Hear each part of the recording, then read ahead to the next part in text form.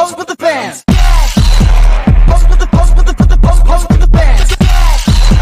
Pose with the pose with the pose with the fans. Halo teman-teman semuanya, terima kasih sudah mendengarkan dan menonton video ini. Aku harap kita semua dalam keadaan sehat ya.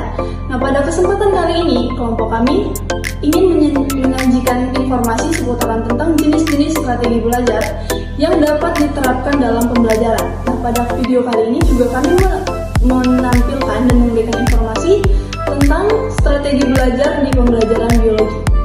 Nah, strategi yang pertama itu ada strategi mengulang atau rehearsal strategi. Nah, strategi ini dilakukan dengan cara mengulang kembali informasi, baik dengan cara verbal ataupun tulisan. Contohnya itu seperti kita membaca berulang kali ataupun menghafal. Nah, strategi ini cocok untuk agar materi tersebut dapat disimpan di dalam ingatan jangka panjang. Nah, yang kedua ada strategi elaborasi atau elaborasi strategi. Nah, strategi ini dilakukan dengan cara penambahan materi baru atau informasi baru ke dalam materi atau pemahaman yang telah kita miliki. Nah, contohnya seperti membuat analogi, menjelaskan kembali dengan kata-kata sendiri, ataupun kita bisa menghubungkan materi tersebut dengan pengalaman yang kita miliki sebelumnya, sehingga materi ini menjadi lebih bermakna dalam kehidupan kita. Baik, untuk berikutnya yaitu ada strategi organisasi, yang dimana strategi organisasi ini berfokus pada pengelompokan atau pengaturan informasi agar lebih mudah dipahami dan dicerna.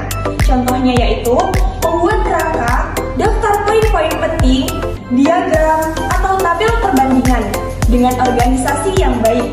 Lalu hubungan antar konsep menjadi lebih jelas. Lalu berikutnya ada strategi metakognitif, yang dimana strategi metakognitif ini mencakup kesadaran dan pengendalian atas proses belajar sendiri, seperti merencanakan, memantau, dan mengevaluasi kegiatan belajar. Lalu ada 3 contoh konkretnya, yaitu membuat jadwal belajar, mengecek apakah sudah memahami materi, dan mengubah pendekatan belajar jika belum dipahami.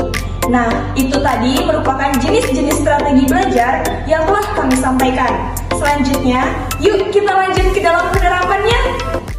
Strategi belajar mencatat dengan peta konsep dan peta pikiran merupakan bagian dari strategi kognitif yang bertujuan untuk membantu proses memahami dan mengingat informasi dengan lebih efektif.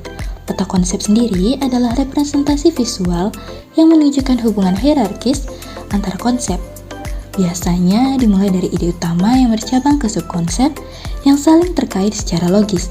Sementara itu, peta pikiran atau mind mapping lebih bersifat kreatif, asosiatif, dimulai dari ide pusat di tengah dan berkembang ke segala arah, menggunakan warna, gambar, maupun kata kunci untuk merangsang daya ingat dan imajinasi. Sebagai contoh, dalam mata pelajaran biologi, siswa dapat membuat peta konsep mengenai jaringan tumbuhan.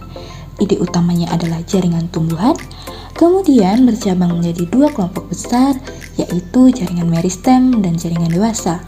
Jaringan meristem ini dapat diturunkan lagi menjadi meristem apikal, interkalar, dan juga lateral. Sementara itu, jaringan dewasa bercabang lagi menjadi jaringan pelindung, pengangkut, dan juga jaringan dasar, serta jaringan penyokong. Setiap kategori ini bisa diuraikan lebih lanjut dengan fungsi dan ciri-cirinya. Misalkan jaringan pengangkut terbagi menjadi xilem yang mengangkut air dan floem untuk mengangkut hasil fotosintesis. Nah, itu dia tadi penjelasan mengenai jenis-jenis strategi belajar dan penerapannya dalam pembelajaran biologi. Sekian dan terima kasih. Semoga video kami ini bermanfaat untuk kita semua. Thank you everyone. Thank you Elmore. Boom.